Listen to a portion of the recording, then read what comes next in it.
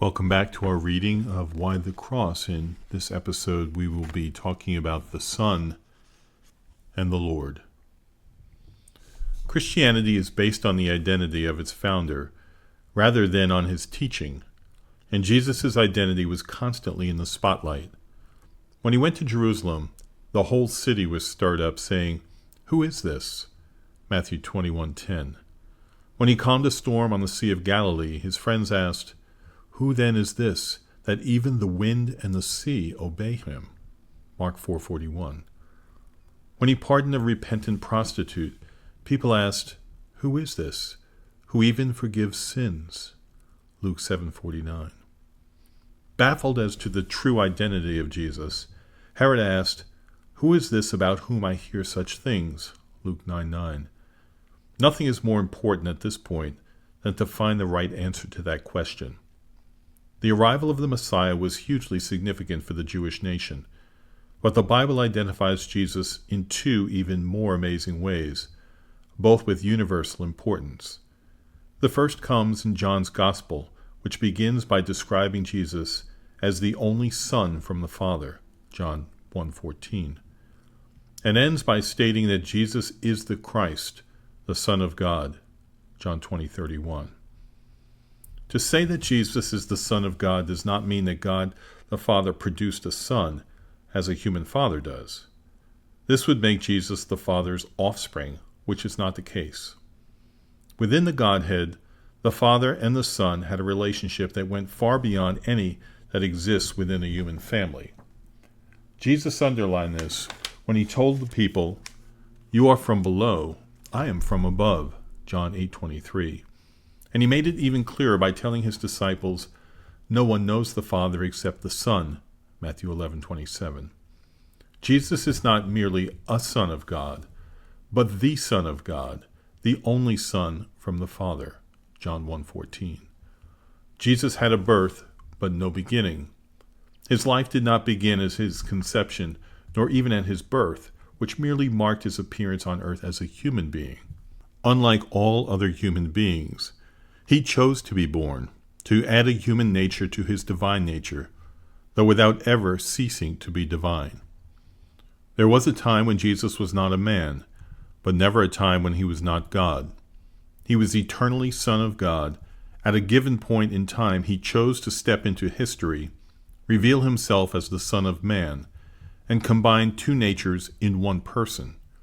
We can never understand this, but it is firmly embedded in the Bible. Jesus pinned down this unique claim when Caiaphas the high priest asked him, "I charge you under the oath by the living God, tell us if you are the Christ, the Son of God." He replied, "Yes, it is as you say," Matthew 26:63 and 64. Why the cross for the only person in history who demonstrated that his claim to be the Son of God was true? The Lord. For Jesus to be identified as the Son of God is amazing, but the Bible goes even further. It says he was God. Nor do we have to look for an obscure text that might be twisted to mean this. As C.S. Lewis wrote, "The doctrine of Christ's divinity seems to me not something stuck on which you can unstick. You would have to unravel the whole web to get rid of it." Jesus said that to believe in him was to believe in God, John 12:44. To receive him was to receive God, Mark 9:37. To honor him was to honor God, John 5:23. To hate him was to hate God, John 15:23.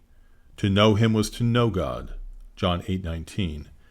And to see him was to see God, John 14:9. The deity of Jesus is underlined by the fact that the Bible gives him the title Lord. Rather than risk blasphemy by using his sacred name, the Hebrew word Yahweh, Jews in the Old Testament times created three special titles for God. In the first Greek translation of the Old Testament, each of these were translated Kyrios, which became the most commonly used word for God. Yet the Apostle Paul uses Kyrios about 200 times to refer to Jesus, calling the title the name that is above every name. See Philippians 2:9-11. The Bible is crystal clear. Jesus is Lord, Romans 10:9. And, as a biblical scholar has said, to declare these words is to acknowledge that Jesus shares the name and the nature, the holiness, the authority, power, majesty, and eternity of the one and only true God. Looking for a visible appearance of God to reinforce their faith, one of Jesus' disciples asked him, "Lord, show us the Father, and it is enough for us." John 14:8. Jesus replied, "Have I been with you so long, and you still do not know me, Philip? Whoever has seen me has seen the Father." John 14:9. He was not claiming to be the Father, but to be the visible manifestation of God, revealing all of God's character and nature that it was possible and necessary for anyone to see and know. In other words, he was claiming to be God. I have written more fully about this elsewhere, but here are some of the ways in which the Bible confirms the deity of Jesus Christ. It says, "For by him all things were created, in heaven and on earth, visible and invisible." Colossians 1:16. This can be said only of God. It says that he upholds the universe by the word of his power, Hebrews 1:3. This can only be said of God. It says that at the end of time he will judge the living and the dead, 2 Timothy 4:1. This can only be said of God. The Bible could not be clearer.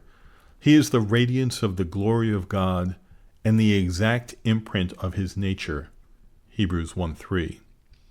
In him, the whole fullness of deity dwells bodily, Colossians 2:9. Some people accept that Jesus was a great teacher, a man of outstanding wisdom, or someone who set a unique moral example, yet refuse to accept that he was God in human form. C.S. Lewis easily shows that this will not do. That is the one thing we must not say. A man who was merely a man and said the sort of things Jesus said would not be a great moral teacher. He would either be a lunatic, on a level with the man who says he is a poached egg, or else he would be the devil of hell. You must make your choice. You can shut him up for a fool. You can spit at him and kill him as a demon, or you can fall at his feet and call him Lord and God. But let us not come up with any patronizing nonsense about his being a great human teacher. He has not left that open to us. He did not intend to. Why the cross for a man who was God?